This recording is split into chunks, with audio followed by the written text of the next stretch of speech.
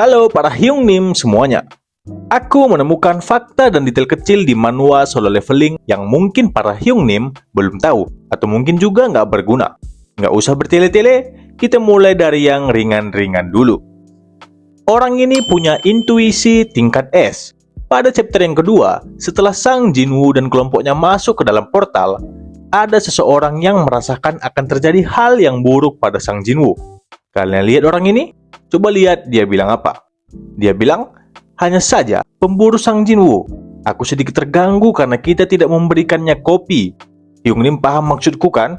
Si tukang kopi ini merasakan akan ada sesuatu yang terjadi pada Sang Jinwoo. Dan benar saja, bukan hanya pada Sang Jinwoo, tapi hampir semua anggota party yang masuk ke dalam dungeon itu mati semua. Luar biasa insting kang kopi keliling yang satu ini.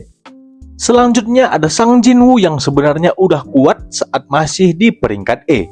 Pada chapter yang ke-12, saat Sang Jinwoo mendapatkan penalti karena tidak melakukan misi hariannya dan harus bertahan hidup dari kejaran monster-monster di padang gurun, coba Hyung lihat jumlah monster lipan raksasa yang mengejar Sang Jinwoo. Di panel ini hanya terdapat 4, namun pasti masih ada banyak lagi, karena memang itu adalah habitat monster lipan tersebut.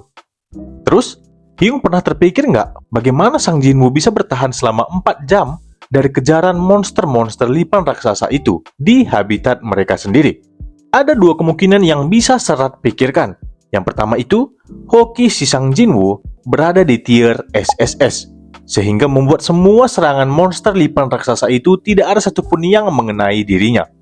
Teori yang kedua adalah Sang Jinwoo sudah sangat kuat, tepatnya sangat cepat, sehingga dia bisa melarikan diri dari kejaran monster lipan tersebut selama 4 jam penuh. Dan akhirnya, saat staminanya mulai habis, dia berhasil keluar.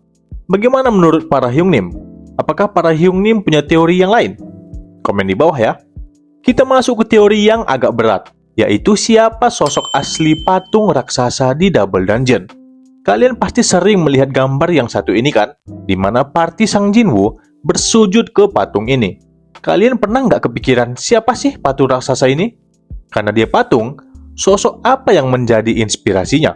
Nah, Serat udah membaca komik Solev ini berulang kali, dan akhirnya baru menyadari bahwa sosok patung tersebut adalah sosok yang luar biasa.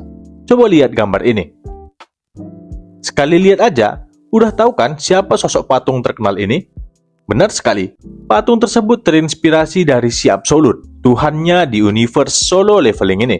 Antara terinspirasi atau memang si Tuhan itu sendiri yang diubah menjadi patung oleh si arsitek. Kenapa Serat berteori seperti ini? Mari kita lihat ke chapter 3 saat party Sang Jinwoo pertama kali masuk ke Double Dungeon.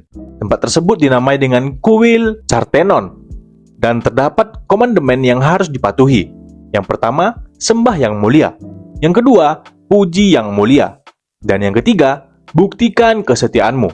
Dari situ, Serat berasumsi bahwa patung tersebut kemungkinan adalah dewa. Dan pada chapter 162, muncullah sosok Tuhannya di Solev ini, yang 11-12 dengan patung tersebut. Dan kemudian, pada chapter 163, si Shadow Monarch Esborn berkata bahwa penyihir hebat yang melayani si Absolute, yang disebut juga dengan arsitek, bersedia membantu Esborn untuk menemukan tubuh yang cocok di dunia manusia. Hal itu semakin menguatkan asumsi Serat komik bahwa si arsitek yang membuat patung tersebut terinspirasi dari si Absolute, atau memang si Absolute itu sendiri yang diubah menjadi patung. Bagaimana menurut Hyungnim sekalian? Apa ada teori lain yang lebih masuk akal? Komen di bawah ya. Masuk ke detail kecil Sang Jinwoo yang sengaja membunuh Kim Chul saat insiden Red Gate milik White Tiger. Ini mungkin detail kecil yang banyak orang tidak sadari. Ketika pertarungan melawan Baruka, si Ice Elf boss monster di Red Gate, Sang Jinwoo sengaja menendangkan pedang pada si Kim Chul, hunter rank A dari White Tiger. Kenapa Sang Jinwoo melakukan itu? Si Sang Jinwoo ingin melihat apakah si Kim Chul pantas untuk dibunuh atau tidak. Dan ternyata benar sesuai dugaan Sang Jinwoo. Si Kim Chul yang dibutakan amarah ingin membunuh Sang Jinwoo. Kemudian seperti yang kalian tahu, si Kim Chul pun menjadi prajurit bayangan Sang Jinwoo dan diberi nama Iron. Selanjutnya, Sang Jinwoo yang gagal membangkitkan Baruka si Ice Elf. Ketika sudah mengalahkan bos dungeon Baruka, Sang Jinwoo gagal membangkitkannya. Jinwoo bilang kalau dia gagal karena perbedaan kekuatan. Tapi menurut Serat, nggak gitu. Kekuatan mereka pasti udah setara atau bahkan Jinwoo sudah melebihi si Baruka pas udah naik level. Terus, kenapa nggak bisa dibangkitkan? Jawabannya sederhana, itu adalah ego. Jika kita flashback kembali ketika Jinwoo pertama kali membangkitkan Igris, dia gagal sebanyak 2 kali. Lalu, Sang Jinwoo memberikan alasan pada si Igris daripada melindungi singgasana yang kosong, lebih baik melindungi dirinya. Setelah berkata seperti itu, Sang Jinwoo berhasil membangkitkan Igris. Hal yang sama juga berlaku pada si Baruka, karena egonya yang sangat tinggi saat masih hidup dan juga memandang rendah Sang Jinwoo, si Baruka pun menolak dibangkitkan kembali. Bagaimana menurut Hyungnim? Masuk akal atau memang karena perbedaan kemampuan? Komen di bawah.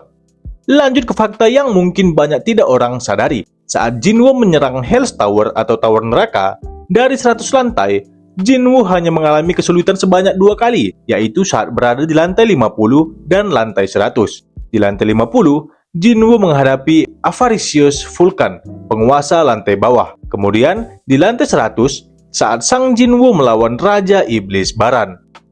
Lanjut ke kenapa Monarch of White Flames Baran atau Raja Iblis Baran bisa berada di Tower Neraka. Jawabannya adalah karena ulah si arsitek. Si arsitek yang merancang sistem adalah penyihir yang luar biasa dan juga ditakuti oleh para monark. Kok bisa? Alasannya berada di chapter 152 saat para monark lagi rapat membahas masalah Sang Jinwoo. Si Ice Monarch Silat meminta bantuan untuk mengalahkan Sang Jinwoo. Si Tarnak, Sang Monarch of Iron Body, dan Yogumun, Sang Monarch of Transfiguration, menolak permintaan si Silat karena takut pada kekuatan Shadow Monarch yang bekerja sama dengan si arsitek, di mana kekuatan si arsitek mampu membuat salinan sempurna dari para monark dan mereka takut dijadikan alat dalam dunia yang diciptakan si arsitek. Dan itulah alasan kenapa Raja Iblis Baran bisa berada di Tower Neraka. Si arsitek menyalin dan membuat ulang tubuh Baran dan menempatkannya di Tower Neraka. Lanjut ke fakta mengenai rulers. Dari awal sampai akhir manual solo leveling, tidak ada satupun rulers yang berhasil mengalahkan monark. Malah kebalikannya, satu persatu rulers dibantai para monark. Terus, apa rulers itu lebih lemah daripada monark? Jawaban sebenarnya, tidak. Namun, saat berada di dunia manusia, mereka memang lemah. Kok bisa begitu? Karena berbeda dengan monark yang mengambil alih tubuh manusia sepenuhnya dan menjadikannya milik mereka, rulers hanya meminjamkan kekuatan mereka dan tetap memberikan kendali pada manusia sepenuhnya, yang membuat kekuatan rulers menjadi sangat terbatas yang berbeda dengan monark yang membawa sebagian kekuatan mereka saat mengambil alih tubuh manusia. Ke fakta selanjutnya mengenai rulers, dari total 7 wadah rulers, hanya 2 yang berhasil selamat sampai akhir, yaitu si Thomas Andre, hunter terkuat Amerika, dan juga si Liu Jigang, hunter bintang 7 dari Cina. Masuk ke detail kecil lagi. Pasti banyak di antara Hyungnim yang tidak menyadari bahwa saat Sang Jinwoo menggenggam tangan si Goto Ryuji waktu sparring, pegangan tersebut berbekas selama beberapa hari. Hal ini bisa kita lihat di panel terakhir chapter 94, saat Goto Ryuji memberikan laporan pada pemerintah Jepang dan juga masih syok pada sensasi kematian yang dirasakannya saat hendak bertarung habis-habisan melawan Sang Jinwoo. Sekian dulu fakta dan detail kecil di manual solo leveling ini, dan jika ada di antara para Hyungnim yang ingin menambahkan fakta dan detail kecil lainnya, jangan ragu dan jangan sungkan untuk menuliskannya di kolom komentar. Dan jika para Hyungnim suka dengan video fakta dan detail kecil seperti ini, silahkan klik tombol like di bawah, dan jangan lupa untuk subscribe channel ini agar para Hyungnim tidak ketinggalan uploadan video selanjutnya. Sampai bertemu di video selanjutnya, Jane! Can someone give me the